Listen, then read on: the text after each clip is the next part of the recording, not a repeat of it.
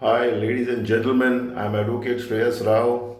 I shall be speaking about the Indian education system. The Indian education system is basically designed in such a manner that it is all based on rote learning. It's basically a memory test. It is how much you are able to assimilate, imbibe, and absorb and reproduce, and you're able to regurgitate at an exam. No, that doesn't serve the purpose of education. I mean, education has various dimensions. It doesn't have a cognitive intelligence. It has moral intelligence. It has spiritual intelligence. It has emotional intelligence. There should be a multi-pronged approach to education. You cannot have only a cognitive, one-dimensional approach. This is a very narrow and a parochial approach. If you have this kind of an approach, you'll be producing students and pupils who are mechanical and who may have a straight-jacketed approach. Education should inculcate values. Education must inculcate emotional strength. Education must inculcate patriotism in an individual. Most entrepreneurs in the world are not highly educated.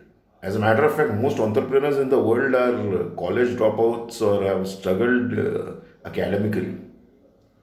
So there's no correlation between formal education and entrepreneurship. So, what is the need of the hour? What do we do with the education system in this country?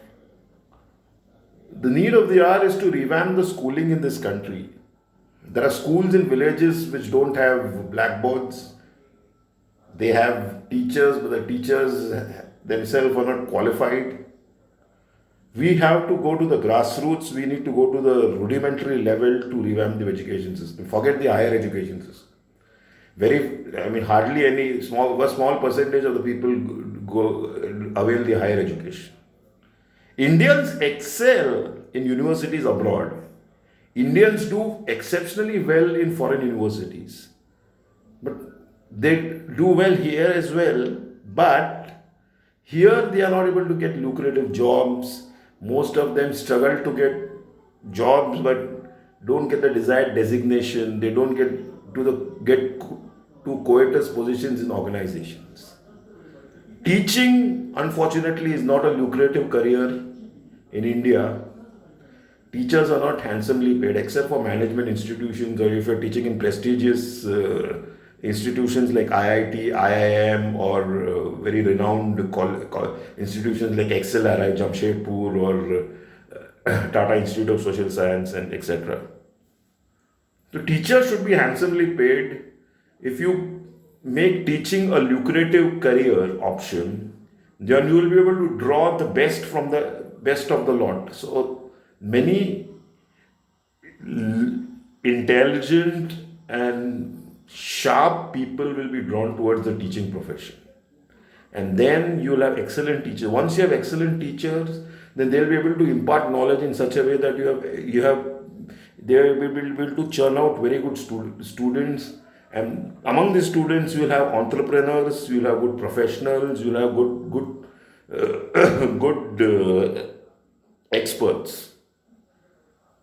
So the education minister in this country should be a person with a vision, with a foresight, and a person who is willing to do reforms and take a quantum leap.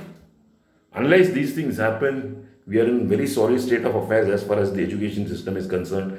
The budgetary allocation to education is also miserably inadequate. The need of the hour is to revamp the education system, otherwise, we'll go from bad to worse. Thank you.